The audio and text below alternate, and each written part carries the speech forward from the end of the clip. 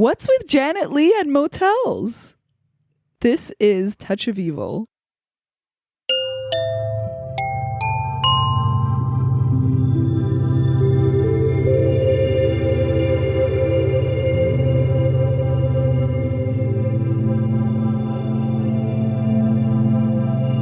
Hey! Welcome to Seen and Heard. This is the podcast all about the sight and sound greatest films of all time list. I'm Greg. I'm Jackie. And we're here on this sweltering summer day. Very appropriate for the film we're discussing this week. Is this a hot film? I think so. I didn't get that vibe that much. Windows are open, fans are on. You know why I didn't get the vibe? Because it takes place at night mostly. Right. I feel like that's why I didn't get the vibe. I didn't see anyone wiping sweat. That's true. The giveaway. But I feel like people's faces are kind of greasy and oily, and you get the sense that it's a hot night. Maybe. What's like the best? There's a film I'm thinking of that's like perfect for hot nights, and I'm like trying to remember what it is. That's up there. I guess I think about this one too, but I think there's something else where you just feel the heat. No, I'm blanking, but Do the Right Thing. Do the Right Thing for sure, absolutely. Trying to think of the hot movies. That's one of the best like sweltering summer movies. Yeah, I feel like there's a big one we're forgetting. I know, right? Let us know in the comments. Yeah, please. I feel like there's a big one, like a European one. Yeah. You know the problem? There's just too many movies that exist. I can't. Does this happen to you? Oh, sorry. What were we going to say? Yeah. No. Continue. Yeah. Like when I was younger, I mean, I realize I'm still relatively young, but like, I don't want to come on here and be like, I'm old every grandpa. week. And then people who are 20 years older than me are like, shut the fuck up. But when I was like 20, 25, I could recall any movie, the date it came out, exactly who directed it. It was like truly encyclopedic. Mm-hmm. And then when I got into my 30s, sometimes it takes me a second now.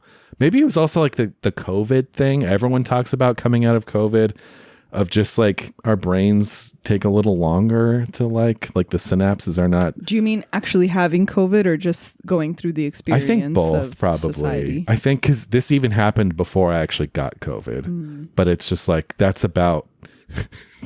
We're talking about this. Yeah, but I cannot. Sometimes it takes me a second. Even like one of my a film by a director I love. We used to be able to just pull it out of a hat instantly, and now I'm like, wait, what movie is that again? What's it called? And it takes me a second. Totally. You too? Yeah. Great. And actors and actresses I used to be really good at. Now I'm not as good. I think that's just one of the big perks of being like a teenager and like 20 or whatever. Is that you can just like boom, boom, boom, boom, boom, boom, boom. I know. Were you a mathlete? No. Were you? No. I hate math. Yeah, I hate it too. Anyway. Before we get into what number is this on the list? Do you know? Yeah, it's 57 on the 2012 list and 108. Oh, fell off. The 22, it's off. Wow. It is officially off of the 100. Okay. How do we feel? Well, let's discuss that in a minute, because I don't want to tip our hands too early here. I think we might be on different sides of the fence for this movie. So before we get into Touch of Evil, what else have you been watching this last week? I went to, like I was telling you before, I went to the Sean Baker double feature at the New Beverly Cinema. It was really, really fun, and Sean was there, and it was so good to see him in person, and yeah, it was a wonderful time. And I wasn't even gonna stay for the Florida project because I drove down. I was out of town, and I drove down. Watched Tangerine, and then I was like, shit, I have to stay. Like, I can't. So I saw both of them, and it was really nice. Oh, that's right. You were in Arrowhead, right? I was. Yeah. How was that? So nice. Yeah? I love Arrowhead. Nice little retreat. I did see Last Days of Disco for the first time. Uh-huh. And I just like, it didn't quite do it for me, which is weird because like, I don't know.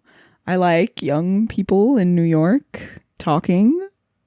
But yeah, it's just like I hated everyone except Chloe Sevigny. I really like hated them. And even then, I think it's just because it's her. Yeah. Like she's so cool. Yeah, she's just cool. I also hate that movie. I hate it. I don't know if I hate the movie.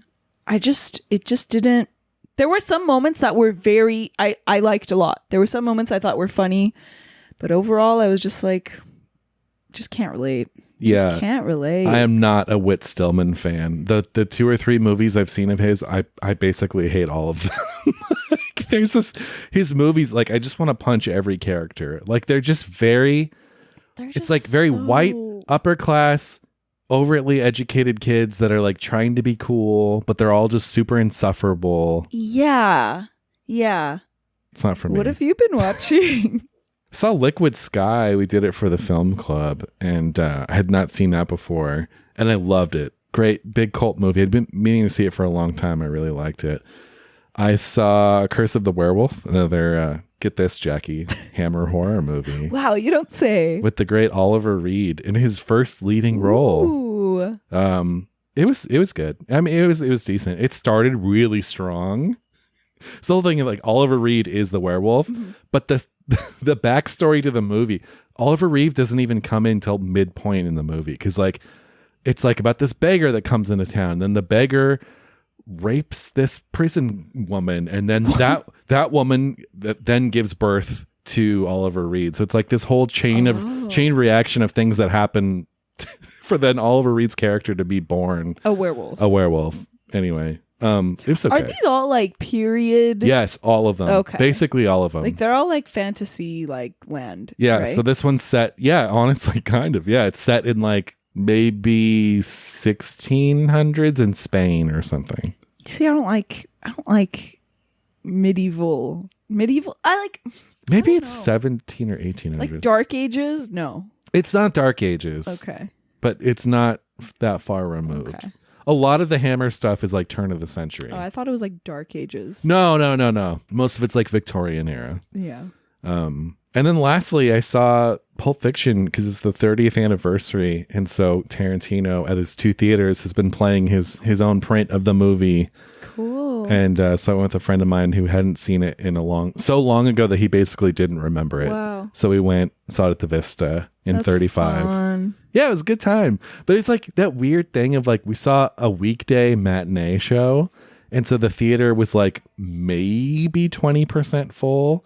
And like people were not really laughing. People weren't really laughing. Yeah. I was like, guys, this is a comedy. Remember, like it's funny. Oh, I want to see it. Is it still going on? I think today was the last or yesterday might have been the last day. But yeah, that's me. Should we get into this week's film? Let's do it. From 1958, this is Orson Welles' Touch of Evil.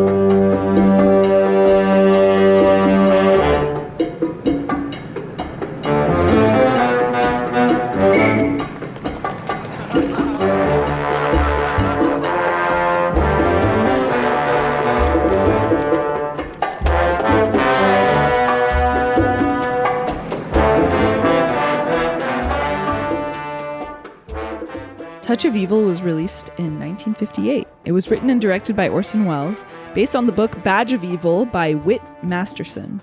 Cinematography by Russell Meddy and music by Henry Mancini. In a town on the U.S.-Mexican border, a rich man and his girlfriend are blown up by a car bomb. A high-ranking narcotics officer, Miguel Vargas, who is with his wife, Susan, on their way to their honeymoon, witnesses the event and gets involved in the case. Police Captain Hank Quinlan is a rough, one-legged cop who essentially runs the town. He resists Vargas's meddling in his business, while crime boss Uncle Joe Grandy is angry that Vargas sent his brother to prison. Quinlan and Vargas learn that the victim's daughter, Marcia, has secretly married one of her father's employees, Sanchez. While searching their home, Quinlan's men find 2 sticks of dynamite. However, Vargas knows Quinlan planted them to frame Sanchez. Meanwhile, Grandy's men follow Susan to the motel she is waiting in, while Vargas investigates Quinlan's past cases and realizes that he has been framing defendants for a while. Grandy makes a deal with Quinlan to get rid of Vargas. Quinlan plans on accusing Vargas and Susan of being drug addicts, and Grandy's men drug Susan and lock her in a hotel room full of marijuana stubs. Quinlan strangles Grandy in the room and leaves, trying to frame Susan. Quinlan's loyal partner, Menzies, finally believes Vargas's accusations against Quinlan when he finds his cane in the hotel room with Grandy's body. He agrees to help Vargas catch Quinlan by wearing a wire and gathering his confession. As Quinlan and Menzies walk and talk, he confesses his crimes until he becomes suspicious that Vargas is near. He shoots Menzies and nearly kills Vargas, but just before dying, Menzies shoots Quinlan. Vargas, aimed with his evidence, is reunited with Susan, while it is revealed by the district attorney that Sanchez confessed to the crime and Quinlan's efforts were for nothing. The film stars Charlton Heston as Vargas, Orson Welles as Hank Quinlan, Janet Leigh as Susan, and Akim Tamiroff as Uncle Joe Grandy. There's also a few interesting cameos in the film, billed at the time as guest stars, which I think is crazy for a movie. Marlene Dietrich as a brothel owner named Tanya, Zsa Zsa Gabor as a strip club owner, Joseph Cotton as the coroner, and Mercedes McCambridge as a member of the Grandy gang. Apparently, Wells cut her hair himself and put shoe polish in it to make it look all greasy. That's so messed for up. like two lines. Exactly. I didn't. Did you recognize her? No. I didn't. I was like, oh wait, she's familiar, and then the credits came up. I was like, of course, yeah. This marked Orson Welles' return to the U.S. after working in Europe for 10 years, and is also the last film he directed in the United States. He was not originally set to direct. He had signed on as an actor. Charlton Heston was approached fresh off the 10 Commandments, and it was him who suggested that Orson Welles should direct as well. There's a few differing stories here, because the producer, Albert Zugsmith, claims that Welles wanted to get back into directing and asked him which one of his projects had the worst script, and he said Touch of Evil, and Welles said, I'll rewrite it and direct it. And so I don't know which came first, like Charlton Heston saying that or that, but he was probably not paid any extra money for the rewrite and to direct it. Like, he was just paid as an actor. In the original story, the setting is San Diego, and the cop is American while his wife is Mexican, but Welles flipped it to make it thematically more about racism. It was shot in Venice, California, mostly night shoots. The iconic opening crane shot runs 3.25 minutes. The scene in Sanchez and Marcia's home is 12 pages of script, and it's one take, and it's like 5 minutes. Wow. These are just my stats.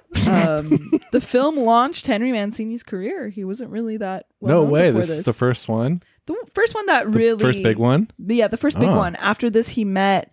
is it Edward Blake? Like Pink Panther and stuff? Yeah. Like, he saw this, liked him, kind of, yeah. Oh, cool. Similar to the Magnificent Ambersons, check out our episode if you haven't already. The film had a interesting post-production history. No. The original editor was Virgil Vogel. Welles wasn't happy. Vogel stepped down. Orson Welles recut the film with an editor named Aaron Stell. It was rough. It was non-linear. There was a lot of cross-cutting. And then he left for Mexico to shoot Don Quixote with Akim Tamiroff. But that film was never finished. That's like an unfinished film he worked on until he died. When he returned, he saw the studio cut. And basically, a director named Harry Keller had been hired to film transitional scenes, which at first Heston and Leigh really tried to resist, but they eventually did it because it was in their contract that they had to do reshoots. Yeah. Basically, he shot all these reshoots. He wrote them to this Harry Keller guy. Material was dropped. The opening became a title sequence, which wasn't originally. Mm-hmm.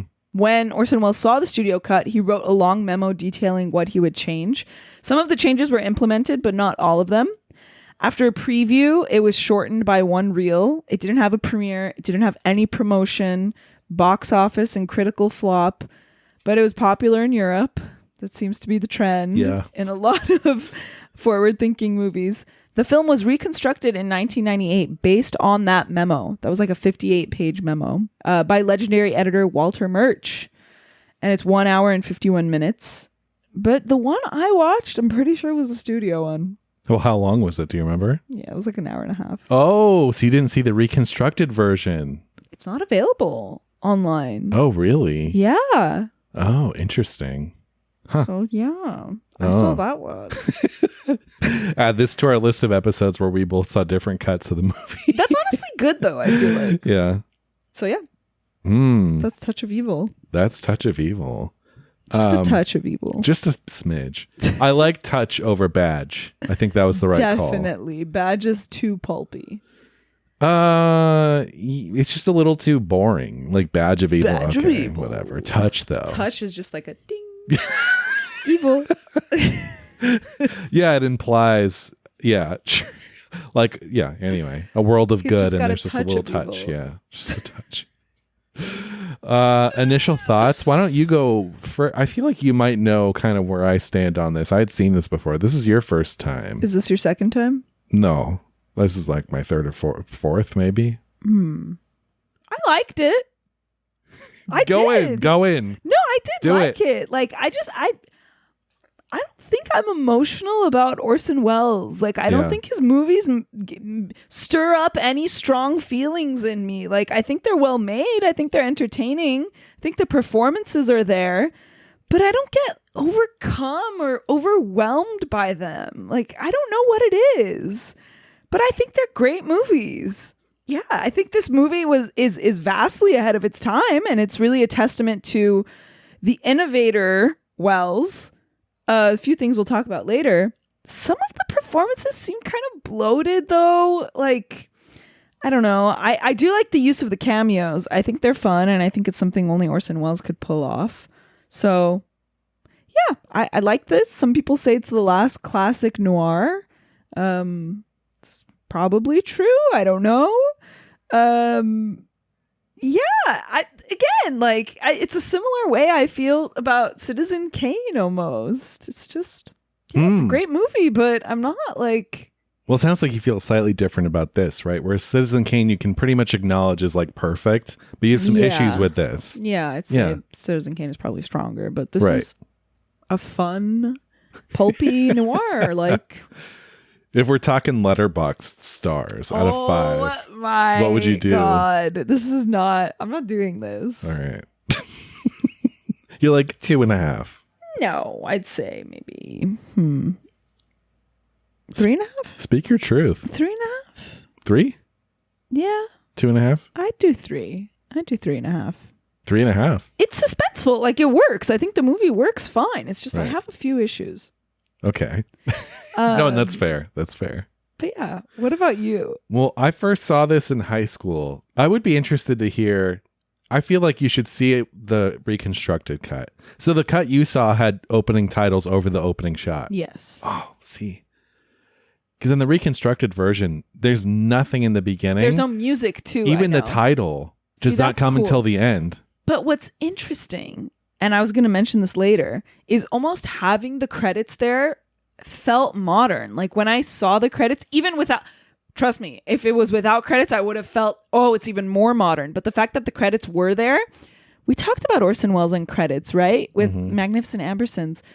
It felt modern to me that like credits play over the movie because like, I don't know, in the 50s, like it was credits like before. Yes and no. Yes and no. But yeah, I know what you're saying. So I thought it was a modern like Wells thing. I was like, oh, that's cool. Like credits in like the opening. But there was big like bombastic music playing. Yeah, which I liked. I thought it was cool. So I first saw this. I was in I remember it was junior year of high school. Mr. Guarino showed this to us. This is like 2004 or 2005. So at that point, the reconstructed cut was brand new. It was a few years old. And I remember him saying it was a big deal. And so that was the one I watched. And since then, every time I've watched it, I've only watched the reconstructed version. So I don't have any basis for the theatrical. Look, ultimately, is this a perfect movie? No, it's not a perfect movie. Do I have issues with it? Sure. I kind of agree with you on some of the performance stuff. maybe a couple performances are pitched a little weird. Maybe some of the writing is a little all over the place. But at the end of the day, I think the movie is something different than perfect. Like, I think it's just alive. Like, Definitely, the movie I is... agree. And it's not, we look at Chinatown. Like, Chinatown is, like, you can argue is a pretty perfect movie. Or at least, it could be argued.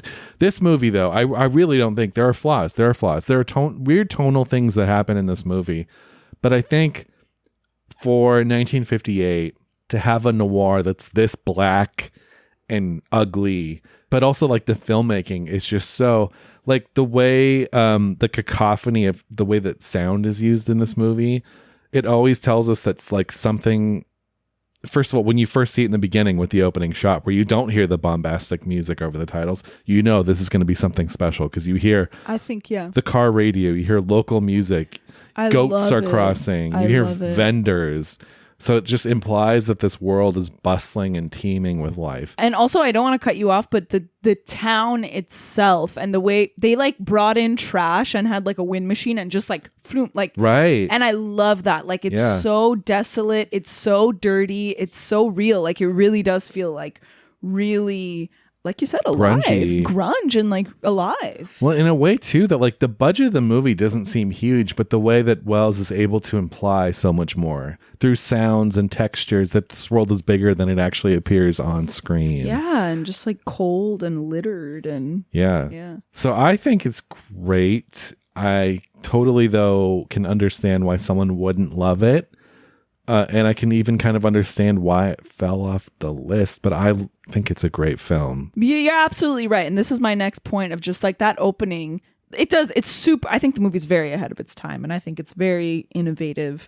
And I felt it in the opening, and I felt it in the opening even with the credits, as I just said, and with the music. Like, I thought it was like, I was like locked, and it's like the second it starts, it sets you up for something that is clearly not going to be like contemporary movies of the time.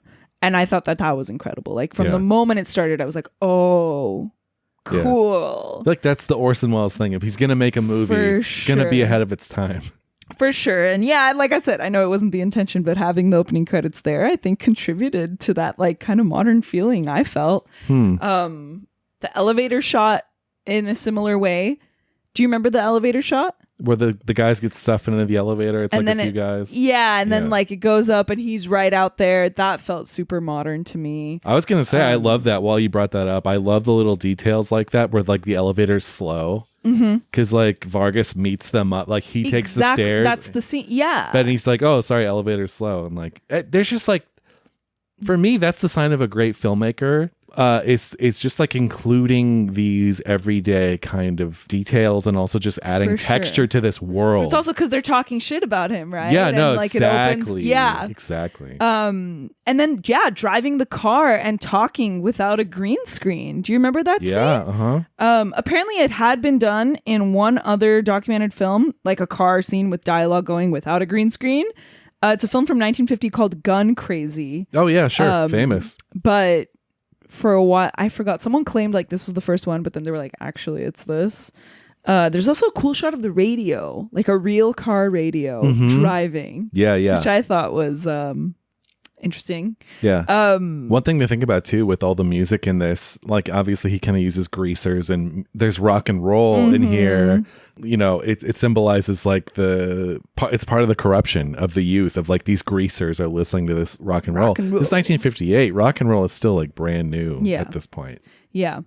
He's probably not a fan, I would guess. Maybe he was. Yeah, I don't know.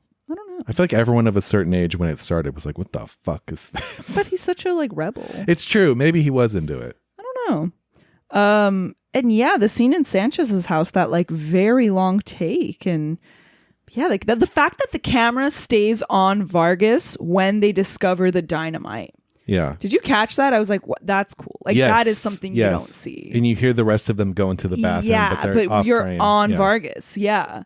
And then when he drags that one guy across the bar, when he finds out like what they did to Susan, and do you remember he like lifts the guy and like drags him, and the camera follows him? I was like, whoa, like that's cool. Yeah, and obviously just like the very pulpy subject matter, you know, like strippers and drugs and strangling with Akim Tamirov's eyes bulging and suggested rape too. Yeah, the flashlight when she's undressing. Yeah. Mercedes McCambridge, I want to watch. Like, Jesus. Yeah. That's crazy. Yeah. So it does feel it feels super modern. And I love this. I love when Susan tells, what's his name? Grandy.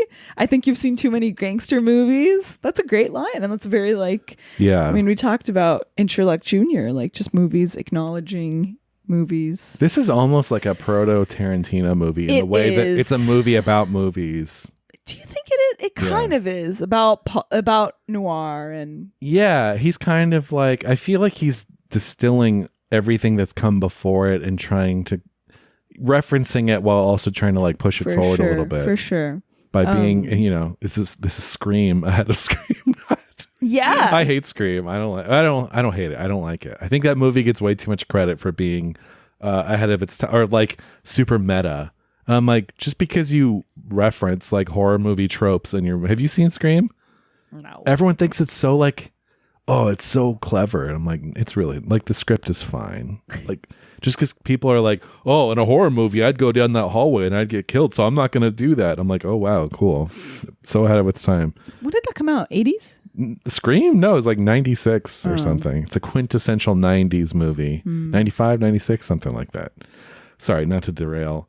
I love, you're talking about the look of the movie. I love you see this in Kane also.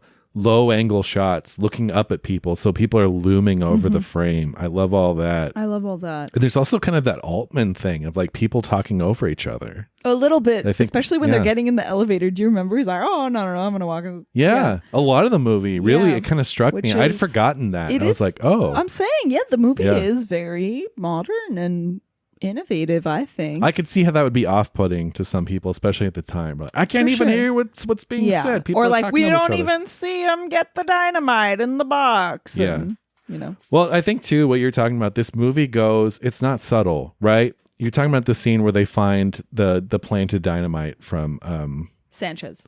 Oh, right, Sanchez, and it's the kind of thing where like the camera lingers on Vargas. He clocks that the dynamite wasn't there before. He even says, like, I just checked that box and like that wasn't there. That's almost all you need. But then they add that extra bit of Vargas saying to, what's Orson Welles' name in this again? Quinlan. Saying to Quinlan, like, hey, are you framing people or whatever? You know what I mean? Like they could have almost just had this quiet moment where it's like, hey, I just checked that box and that wasn't there. And they could have like stared each other down a little bit. And then that could have been the end of the thing. So the movie goes the extra step of like every point goes home. You know what I mean? Like they're making it clear here. Yeah. But yeah, so it's a very over the top kind of like everything is punctuated in this movie. For sure. Including Mercedes McCambridge saying, I want to watch and saying like, do you know what marijuana is?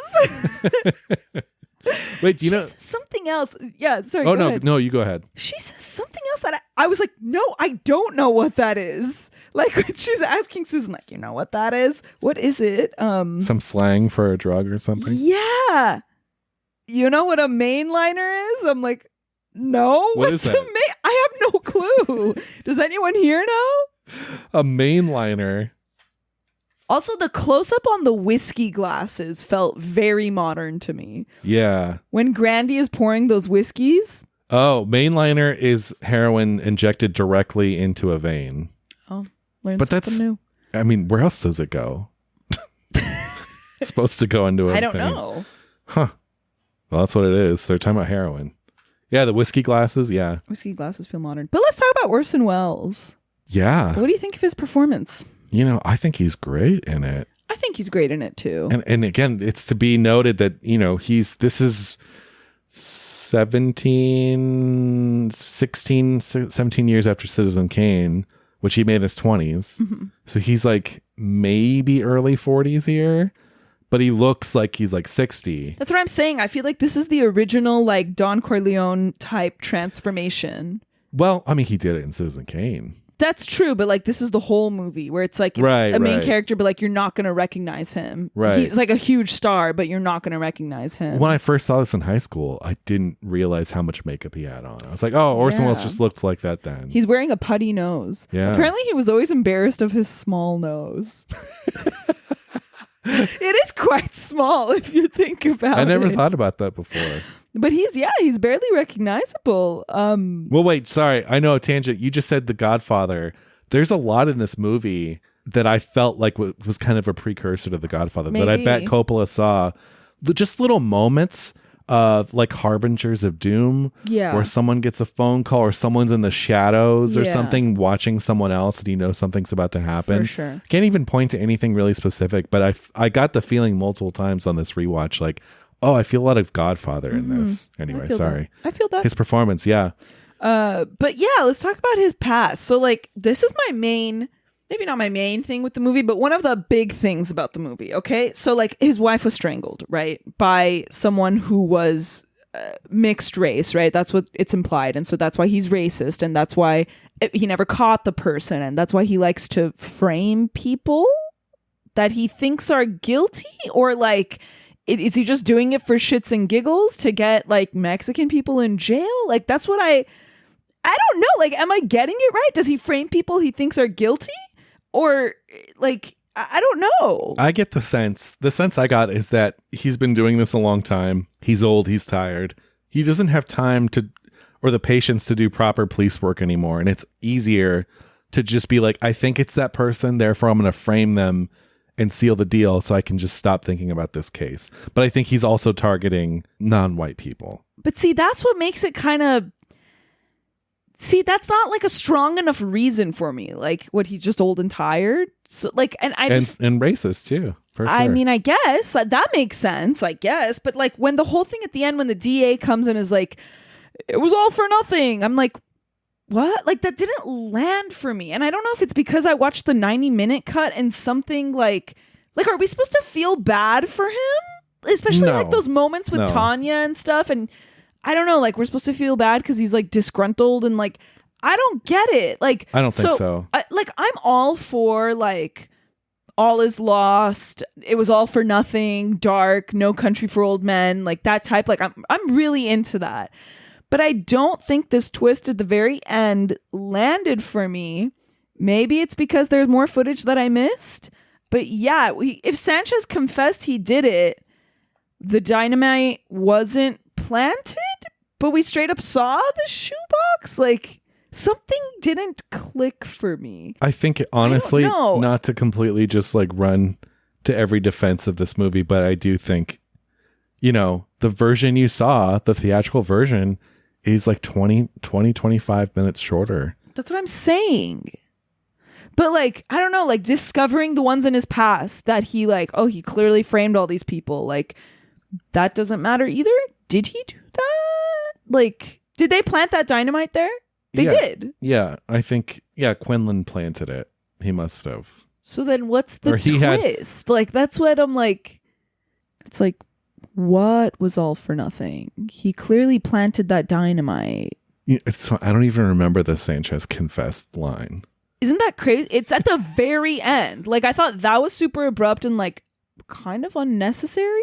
And also, I thought like a lot of them confess because they're being accused and like they do like plea bargains. Like, isn't that... Yeah, or they're like, it's like not torturing them into confession. Also. That's what it seems like Quinlan's been doing. Yeah. So it's like, what is the point of that line? And then Tanya's there, and that whole like Tanya coming at the end, like, I don't know. I'm like, why are you here? Though I kind of like that. You're talking about Marlene Dietrich, right? Yeah, I kind of like that. I don't know. I thought the ending. I thought that like mentioning Sanchez confessed is like very confusing. And I don't remember that line. What do you mean? It's like the last line of the movie. No, in the reconstructed, the last line is Marlene Dietrich's. Marlene Dietrich, yeah. She says like, who can say anything about anyone? In her like German accent, even though she's supposed to be Mexican, ? I don't know. But yeah, I thought that was weird AF. That just didn't land. Yeah, I mean, that's fair. That's fair. Like the movie is a little jerky. like for sure. And I'm sure in the theatrical version even more so. And I think, it's almost like you're looking past some of the the faults because it's just so it just does so much in other areas that like little kind of individual lines and things that can kind of look past. Can I say another one? Yeah. Why, like the fact that Susan goes with those guys at the very start and she's like, well, what have I got to lose? Don't answer that. And it's like, are you making a joke about how stupid you're being right now in this moment? Like, it's just like, she's being very brazen. It's funny. She's being stupid. I watched this with Molly and it was her first time and I told her, I was like, I think you're really going to like this one. At the end, she's like, it was fine. But she, during the movie with Janet Leigh going with these guys and being super bold, like when the guy's shining the flashlight and her, throwing the bulb at him and everything. Yeah. She's like, Jesus, like why is she being so unnecessarily brave and over the top? And like, it's kind of, I kind of like that she's. But why would she go with them? Or why would you acknowledge that? That's one of the weirdnesses of the movie. And you know what? That's totally valid. It's but just like weird. What I told Molly in the moment, I was like, it's a piece of pulp. Like, I get it. It's not going for realism, truly. I get it. And I love the scene where her and Grandy are like facing off and it's like, yeah. Like, I love that. Yeah, with the cigar in her face. And she like really, I forget exactly what she says, but she really insults him too. And his wig that's always falling off. Oh my gosh, it's so funny. But yeah, I mean, Sis is just there to have a bad time. Like, that is just her character. She's just there to have a bad time. What do you think in the version you watched when she goes to the hotel? Is she there for like quite a while? I have no clue. I've got no clue. In the version I watch, it intercuts. Right. Yes. Like constantly. No, but is she there for like a decent chunk of the movie? Yeah. And Dennis Weaver is the weirdo hotel proprietor. See, like that guy is too much. Like he's way too much. Like I see how he's like this proto Coen Brothers type character. Yeah. But he's just way too much. I think he's supposed to have a disability or something. Do you think? I really can't come up with any other explanation of like why he's.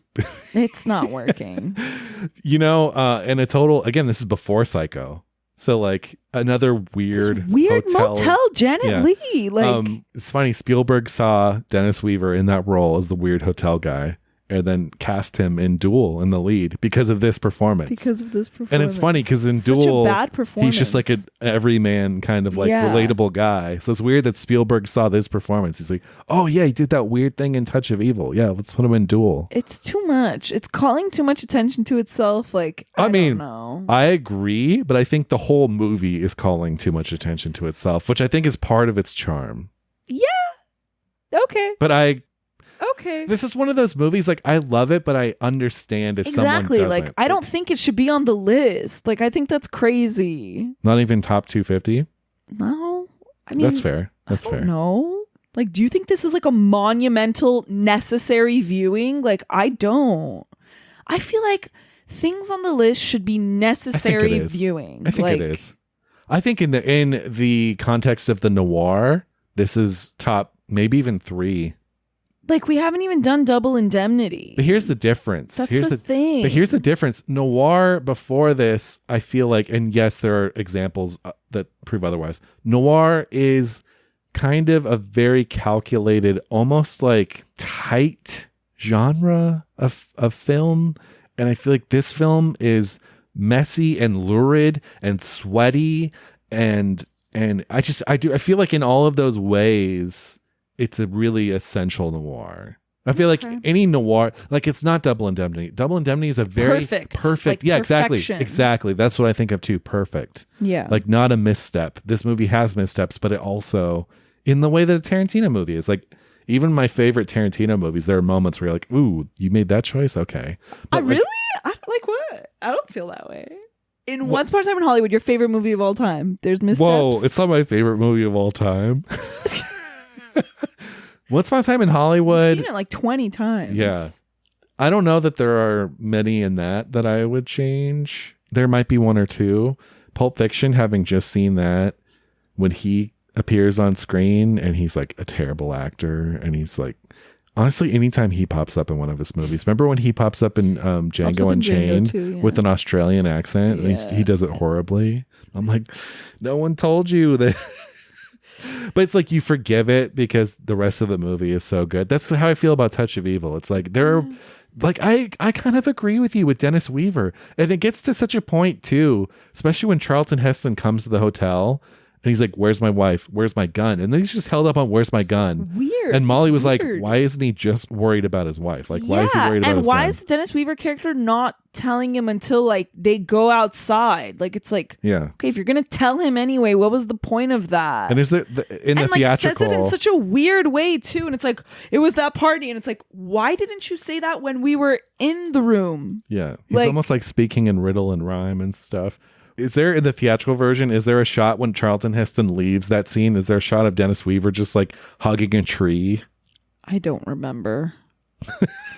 I want to say no. Okay. I feel like I'd remember that. Yeah, it's it's a choice. It's a choice. But I don't know. I don't know. You know where I do feel that kind of like not messy, but it's almost in the reprieve of the like messiness is Tanya's like brothel and that like player piano. The player piano that's always playing and the same fact tune. That he's like so sad there and like being a weepy boy. They and had some like, past. I'm eating candy bars because I don't want to drink. And it's like that I like, and they have fun like noir banter. Yes, there's a lot of great noir banter in this. Yeah. But like, well, she doesn't even recognize him when she first sees him. I know, she's like, you don't look good. Well, and he too. There's a line when he talks about like jokes about him being fat or whatever. And obviously, at this point in his life, Orson Welles was heavier. Famously, no, he was wearing a fat suit. He's wearing a fat suit, but he wasn't like he didn't look like he did in Citizen Kane or But yeah, I mean, he would eventually. By the late 70s, early 80s, he basically looked like this guy in real life, like this character. Really? Yeah, you haven't seen him before he died? I thought he was like a silver fox type with like a beard and like sexy long hair. What? Long hair? Did Orson Welles ever have long hair? I thought he did. Oh my gosh. Show me. I'm going to show you right now. I want to see. He was living with Peter Bogdanovich, right? Yeah, he was living in his guest bedroom. And he was, I believe... He doesn't look bad. I mean, no. He looks kind of good. Well, yeah, this movie, he looks especially sweaty awful. and bulgy. Tired and sick. And wait, how did he lose his leg? Did they ever tell us? Okay, when you said during the specs that he lost his leg, for some reason, I was under the impression he just had a bum leg. I believe I read on a synopsis somewhere that like he lost his leg. Oh, okay. Yeah, he might. Perhaps in the war. Yeah, maybe. I think they do say, and I forgot. Because he always says like, it's my leg. It's giving me my... intuition. That's a great, again, no one in real life would ever say that. It's a perfect movie character line. Yeah, sure. Like he almost knows he's in a movie. Everyone knows they're in a movie. Like, what is this Grandy thing that he does though? That's why that Sanchez line really doesn't land for me, because it's like, you just murdered Grandy for no reason and are now setting up Vargas and his wife, even though they're clearly innocent. Like, it's not even like you're like trying to frame. Like, well, no, that's why he kills Grandy, is to set up Vargas and his wife. But then when they come and say like Sanchez, turns out he actually was guilty, so like all of this was for nothing. I'm like, but he just killed Grandy. Like, what? It makes no sense.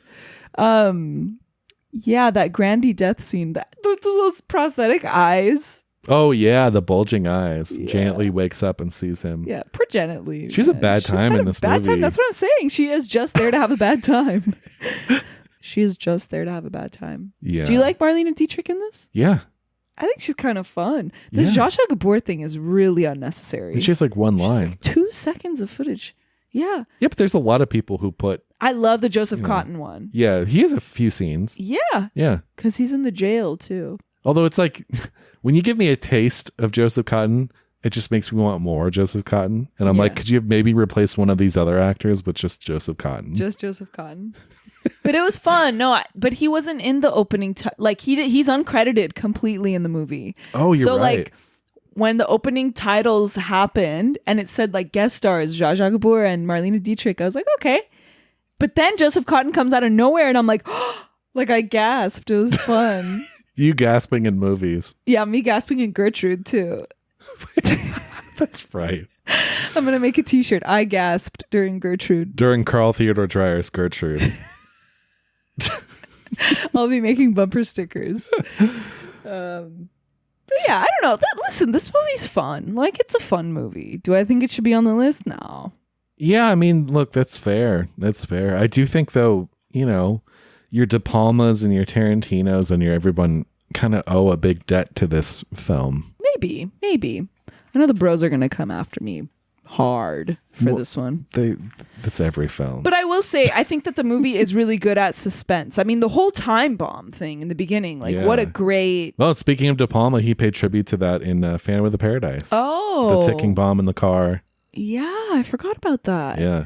The intercutting between the motel and whatever Vargas is doing, like, I think that works great. And like the tension of the music, like the rock music.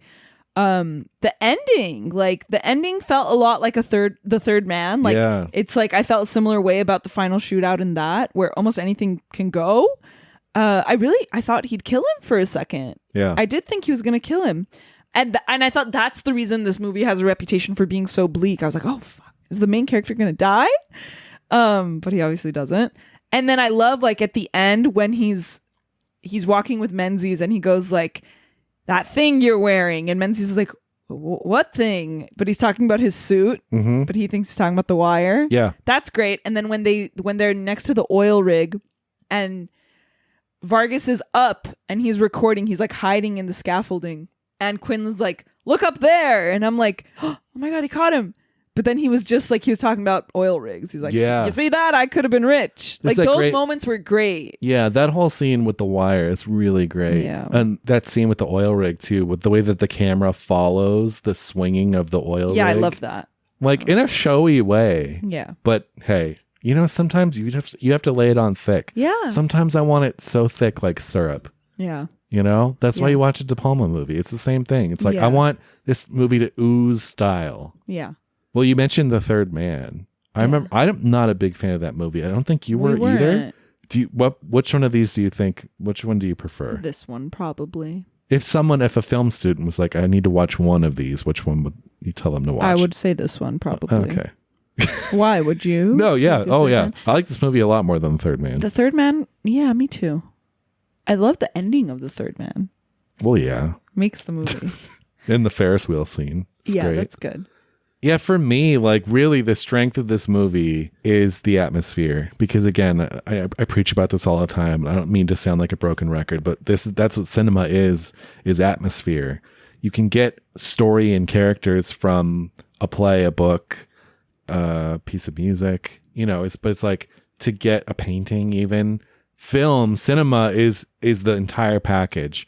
And so the way that Orson Welles is able to conjure this nocturnal, sweaty, grimy world, you know, and it just comes off the screen and you're like bathing in it. And for me, that goes a long ways. For sure. Because so many, especially these days, I feel like, not to be grumpy old man or anything, but I feel like so many filmmakers don't really know how to do atmosphere. And I get that not every film is supposed to be like soaking in atmosphere, but it's like, I don't know. That's the first thing. When I come up with an idea for a movie, that's the first thing. It's a mood first. And then the story comes later. So like, that's just the way that my brain is wired. So when people really pull it off and it's just like tangible, I'm a sucker for it. It's great. Yeah. And Venice, California. Yeah, and it's so funny because it's... Yeah. Well, no, I mean, you can tell it's Venice. Really? But Maybe I haven't been to Venice in a while. There's murals down there for this movie, too, I feel like. This is like the most famous Venice movie, even though it's not set in Venice at all. Yeah. I had forgotten that. I thought that my memory was the beginning is in Venice and it's set in Venice, and then the rest of the movie takes place like on a border town. But the whole movie is like this border town. Yeah. How do you feel about like the whole motel, that whole thing where they like those girls warn her, like they knock and they're like, well, I do like that scene because it's not just your standard like goons show up, goons kidnap her and take her to this room. They like really fuck with her. They fuck with her by playing music and like answering the phone, and You're it's right, this whole like you're right. It honestly adds to this more sinister thing going on. And especially too when the Dennis Weaver character comes back and he's like, what are you guys doing here? But then he doesn't really have them leave because they own it. Right. Oh, Yeah. right. But like you get those great shots too when Janet Leigh, when they start to come in her room and she lifts the shades and there's just like a greaser standing outside her room, like staring back. Like there's some great That's so you. imagery. What do you mean? You and your evil greasers. But yeah, it's great. The picture, I know they do fuck with her. And in the beginning too, when they're like, look there, look at the baby. And they take a picture of her. And then they send it to her saying like kisses. Yeah, it is. You're right. It is very sinister. Yeah. But like Grandy doesn't seem sinister. That's the thing. Like his stupid little nephews are more tough than him. Like, well, that's the thing. He probably just told them, come, like, get her, bring her back to this hotel. Yeah. Drug her. Yeah. And they're like, oh, we're going to do more than that because we're young, degenerate pieces of shit. and Mercedes McCambridge is with us. To watch. Oh man, I love her. I love her career. She's cool. Yeah, she's great. Should we do sight and sound? Yeah. What's your favorite sight? It's got to be the first shot. Yeah. Come on. Yeah. Hey. Is yours? No, I tried to pick something else. I couldn't. I was like, it's so impressive. It really is. And the way too, the camera kind of loses the car for a while. It goes behind a building. Amazing. It's catches back up with it. amazing. Yeah, it's great. It's great. It stuff. ends right at like, have you realized it's been an hour since I kissed you? Like imagine like the beginning all the way to that 3 minutes and a quarter. Yeah. Yeah. That's crazy. Yeah. No, it is rightfully one of the most iconic long takes in all of cinema and one of the most famous openings. Yeah. You ever have a chocolate soda? You know what? I don't think I have. I feel like I ordered it once. There used to be a really cool, this is such a tangent. There used to be a really cool like 50s themed diner in Montrose. No, in Montrose. Uh-huh. You know Montrose? Yeah, I love Montrose. It was called Rocky Cola Cafe. Uh-huh. And it was the best. Like we grew up there. And one time with my friends, like I wanted to try it. Like they had the soda and then they had like all these flavors, like Coke, and you can get all these flavors in it. One of them was chocolate. It was nasty. I thought it was nasty. Well, I was also a kid, but then I might like it more since I was a kid. Yeah, you might be overdue. You know where they have them now? Fair Oaks Pharmacy. Fair Oaks Pharmacy here in Pasadena. So nice. Yeah. Let's go out and get one. They have, you know what else they have there? They have phosphates. Yeah. I'll never forget when I learned what a phosphate was. Do you remember Our Town, the play? No. There's a play called Our Town. It's about a town like turn of the century American, like classic, whatever. And they order a phosphate. They go to like the pharmacy and order a phosphate. And I like raise my hand. I'm like, what's a phosphate? And my teacher told me. I'll never forget that. Those old ice cream drugstore soda fountains Best. are like one of my favorite things. So cool. And yeah, if you're in the LA area, I know we have a few here. There's a few famous ones, but on the east side, and at least in Pasadena, we have one called Fair Oaks Pharmacy. And it's like locked in time. It's so cool. They have weird hours, but you go in there and it's an old fashioned soda fountain. Nice. And, yeah. And an actual pharmacy. Yeah. Yeah. It's been there 100 years. Yeah. And they used to have food. I've been there for lunch once. Like I've had like a burger and a malt and fries. Cool. They used to have food. Yeah. The last time I went by myself. Oh yeah. Wait, did we go? We tried to go. Oh, they have weird hours. Yeah. Yeah. I went by myself once and sat at the soda fountain, and this older guy sat next to me, and like we talked for like an hour. He like gave me his life story. Oh my god, there's a country song like that. Yeah. Except it's in a bar. They're not chugging on phosphates. I have a combined sight and sound for this one. Okay, that's great. So it's the scene for me. The movie is teeming with life, and it's just alive. It's like thrillingly alive. But I love the scene when Quinlan kills Grandy, when he strangles him in that hotel room, because the camera is swooping around and swirling. You got this lurid hotel room. You've got the music playing down the hall, and it's just done. It's quick cuts, eyes bulging kind of thing, and it's when just he like breaks the glass and he tries to escape. Yeah, exactly. He tries to escape, and it's like, oh, Quinlan's man. just too big. He just grabs him. Yeah, So here it is.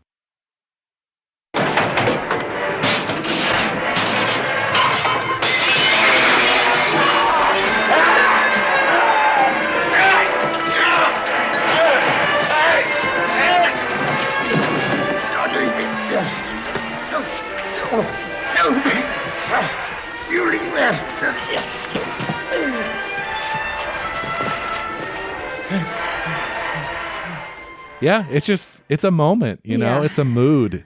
It's a mood. It is a mood. It is a mood. What's your favorite sound? It is similar to, I mean, we kind of talked about it, but it's when he's at Tanya's and they're doing their banter, and I love noir banter. So it's this line. Well, this case is over. Let's come around some night and sample some of the chili. Better be careful. Maybe too hot for you. Yeah, that's great. I love that line. It's so good. I wish people talked like that in real life. I wish they talked like that in movies still. What if we just started talking like that in real life? Maybe we should do it. We could only hang out at the Fair Oaks Pharmacy. We only hang out there. And we only talk like that. Yeah. Oh boy. Pauline. Yeah. Okay. Do you know what Pauline thinks of this one? No. Okay. Pauline Kael. I would imagine she likes it though. Here's what Pauline Kael had to say. As the madam of a Mexican bordello. I love that she's starting with Marlene Dietrich. Marlene Dietrich, done up in her gypsy makeup from Golden Earrings of 1947, greets the grotesquely oversized, padded, false-nosed Orson Welles with a glorious understatement. You're a mess, honey. You've been eating too much candy. When the final bullet punctures him and he is floating in the water like a dead whale, she eulogizes. What can you say about anybody? He was some kind of a man. That may be one of the worst lines ever written, or a parody of bad writing. The funeral scene in Death of a Salesman. Wells's first American production in a decade, this marvelously garish thriller has something, but not very much, to do with drugs and police corruption in a border town. What it really has to do with is love of the film medium.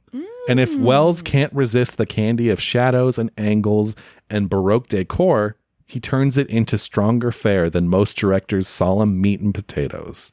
It's a terrific entertainment. See, I agree with her. Yeah, she's like, some of it's ridiculous, but it's big and garish and entertaining. And the dead whale. She's so savage.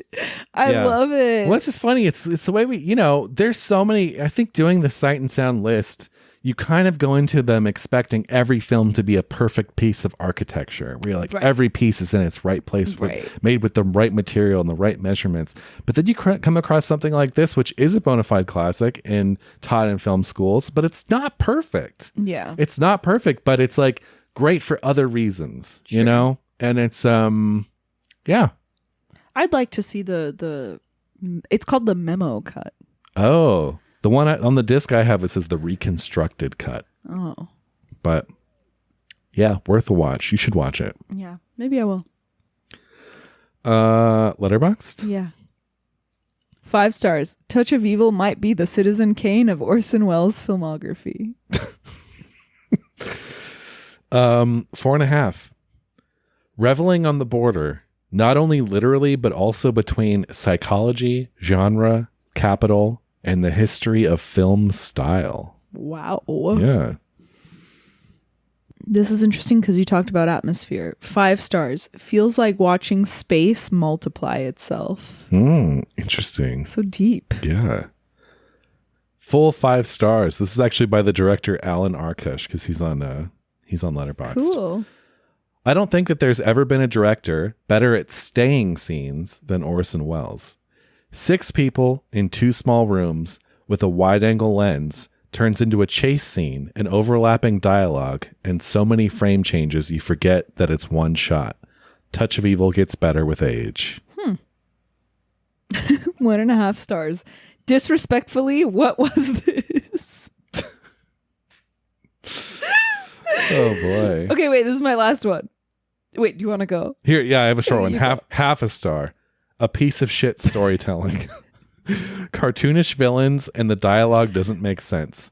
Had to turn it off after 40 minutes. Oh my gosh. Okay, 2 stars.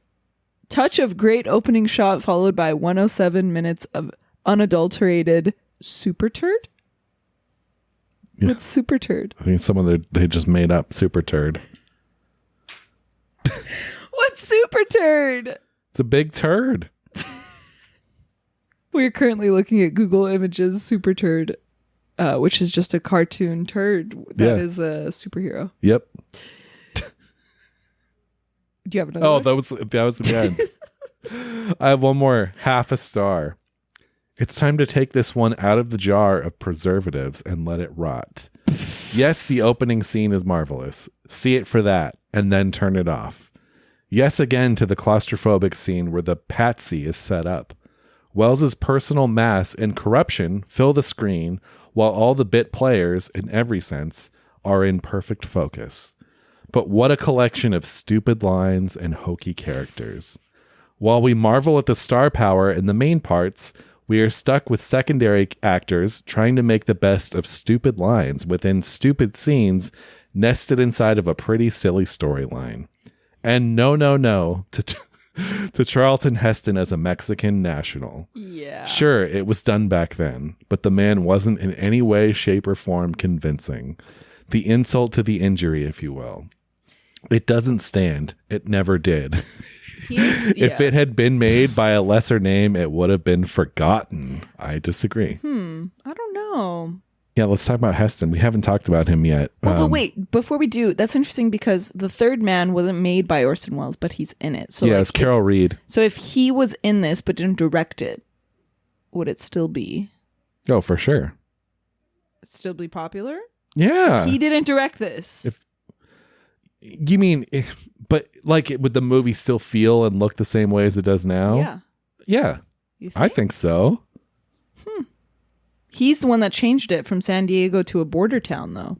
No, but be in San Diego. No. You mean so if they had made this movie as originally planned in Orson Welles, Badge of Evil, yeah. Wait, and Orson Welles didn't like the movie didn't feel and like it would have been a completely different film. Is what you're saying?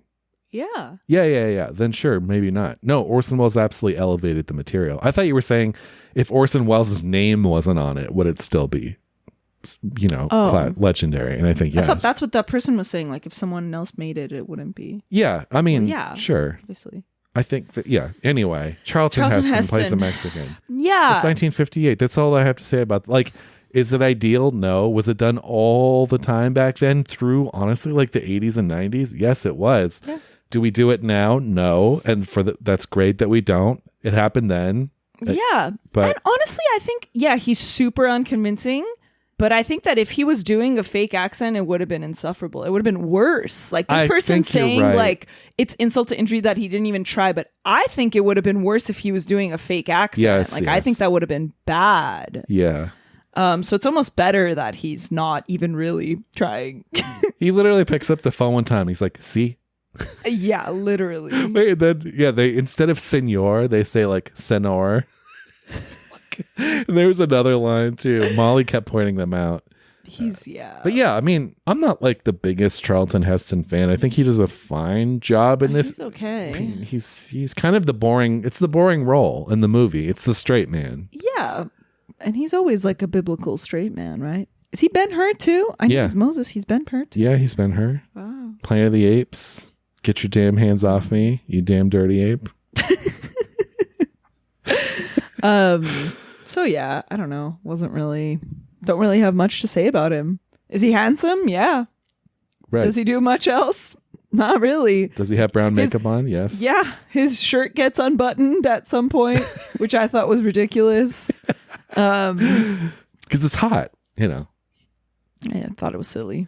That did remind me in the scene I picked for Sight and Sound. Grandy's shirt is torn in the altercation. But I kind of really like that detail. It's like two people getting a scrape. Their clothes are going to get torn. People are grabbing each other's clothes. Too many movies, people come out looking unscathed. So the fact that like his shirt is torn And he doesn't look like Channing Tatum or something. And it's just like this flap of shirt hanging down. And it's like showing his bare chest. Yeah. Those are the details I love. Yeah. But yeah. Well, that was Touch of Evil. That was Touch of Evil. Unfortunately, next week is not a favorite of mine. What is it? You'll be happy. It's Pierre LeFou. Yeah. Whoa! Perfect summer movie. Pierre LeFou next week. Oh my gosh! Perfect summer flick. Maybe I'll like it this time. Get the girlies together. Watch Pierre LeFou. So yeah, come back for that. You might. Hey, you know what? I hope I do. It's so good. I don't know why. Talk about movies. That one really is. We'll discuss next week. So come back for that. Until then, I'm Greg. I'm Jackie. And we'll see you next time. Bye.